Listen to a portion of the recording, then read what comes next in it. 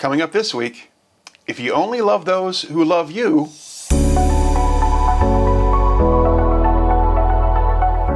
hello everyone, and welcome to Sunday Spoilers, a chance that we have to look ahead to the exciting time of worship that is coming up this weekend, a time to connect with God, a time to connect with each other, a time to offer praise and thanks to God, a time for us to be the community of the faithful. The more we prepare for that time, the more engaged we will be with that time, the more engaged we will be with our God. We are continuing our summer series of looking at some of the questions of Jesus from the perspective of what would it be like if he were asking us this question? How would we respond to this question? We know that each of these questions has their own context, that they're in their own setting in the gospel stories. But what if he were asking us this question? What would it cause us to say? What would it cause us to think? I think that's the power of questions. We have the opportunity to reflect on things. We have an opportunity to evaluate things. We have an opportunity to just take a look at what's in front of us. And so the question we're looking at this week is, if you only love those who love you, what credit is that to you? Or what does that do? What is the reward for you if we only love those who love you? Now we know love is this amazing gift that God has given to us. It's a gift that is described in 1 Corinthians as all these amazing characteristics. It doesn't keep records of wrongs. It's always there for us. All these ways that we understand love to work, that love is this foundation for us. Love is a foundation for Jesus. Love is a foundation for God. And love is something that is extended in how we live. We know that we have the people around us that we love, that we can trust them, we can rely on them.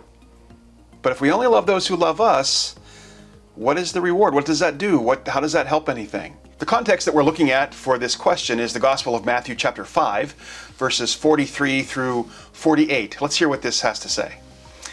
You have heard that it was said, love your neighbor and hate your enemy.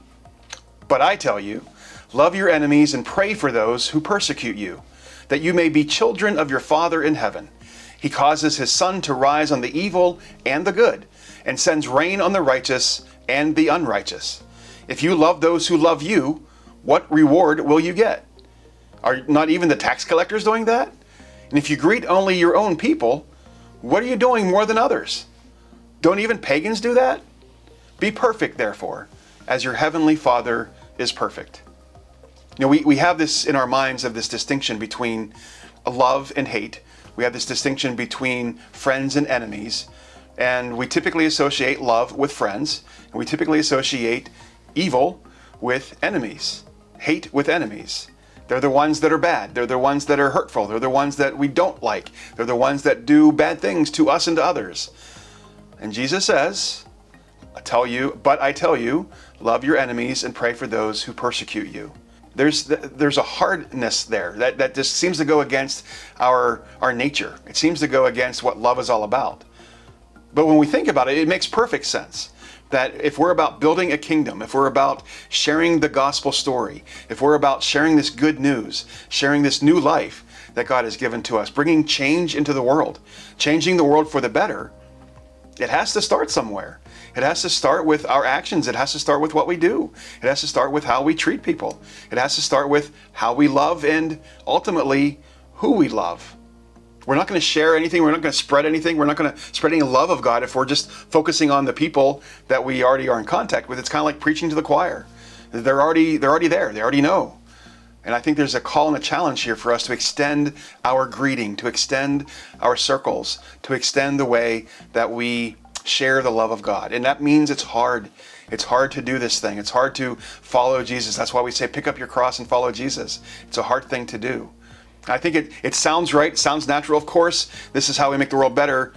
But now it's applying to us that we have to do this too. That he's calling me to do this, to love my enemy. So I look forward to talking more about this, about what this looks like in our own lives, what this looks like for us and the impact that it can have and the way that it can bring change into this world. I look forward to sharing that on Sunday. Have a great week, everyone. We'll see you then.